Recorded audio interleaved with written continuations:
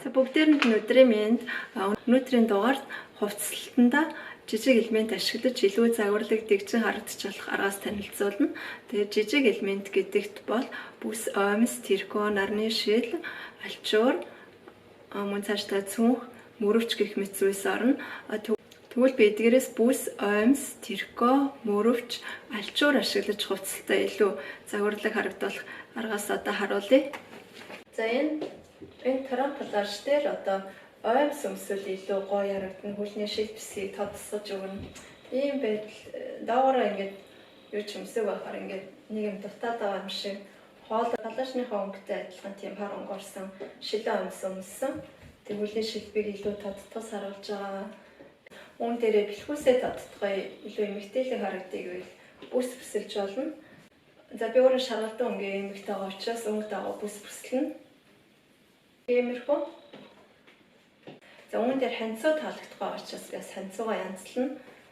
Ханцууг янзлахад ийм хоёр эрзэн хэрэгтэй.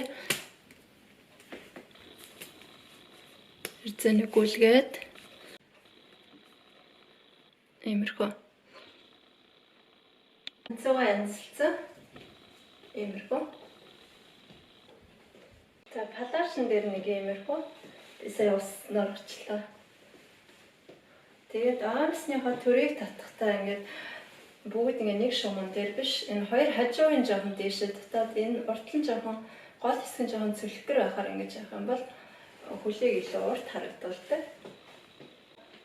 Одоо болохоор нэг палашны хазахыг доторш нь уулцсан. Тэгээ ханцуугаа бас эрзэн гүлгэд нуулцсан байгаа. Арай цэгцтэй, цэмцгэр харагдуулах гээд.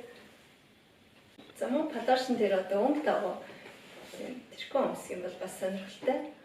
Тэгээ ардаас тууз алчруу өсөг боосон байгаа. Тиймэрхүү.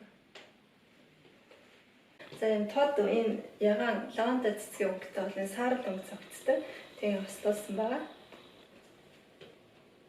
Тэгээд нэгээрээ одоо мөн ягаан өнгийн бүс бүсэлж болно. Өнгө ойролцоо гэдэг ийм бүс бүсэлжтэй. Гэтэ нарийнхаа энэс арай өргөн байвал зүгээр.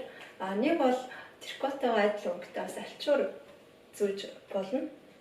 Тэгээ ийм алчуур ийм маягаар зүүж болно. Нэг иймэрхүү. Тэгээд саарал өнгөтэй бас полтон өмсөл гоё зохино.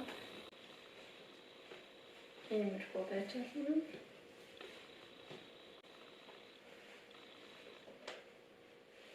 За энэ мөрөвч ашиглаж бас одоо илүү сонирхолтой хувцсалтыг бүрдүүлж болно. Тэгээ энэ одоо тухайн нөхцөлийн талаас шалтгаалаад таныг илүү ажил хэрэгч эсвэл одоо илүү тийм стил бусдаас ялгарах тийм өвөрмөц харагдуулна. Одоо би өөрөө болохоор энэ мөрөвчийг ер нь офис стилээр одоо чөлөөт стилээр ямар ч үед бол хэрэглэдэг байгаа. Бараа ирээ хэт тэрхүү бол юм хар өнгийн палаштай остолол зүгээр. Тэгээ болж өгөл юм богнөвтөр авил илүү гоё зохино.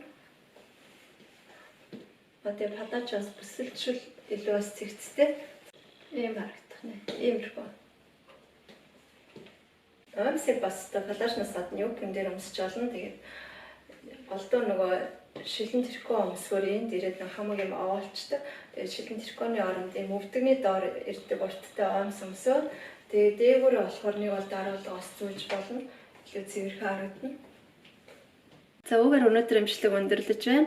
Тэгээд сая дурдсан 5 элементийг өөрийнхөө хувцсалтан дээр туршаад үзээрэй. Тэгээд сэтгэлдээс комментээр бичвэл баярлах болно. Эсвэл өөр одоо хувцсалтай холбоотой ямар төрлийн зөвлөгөө авмаар энэ талаараа бичиж болно.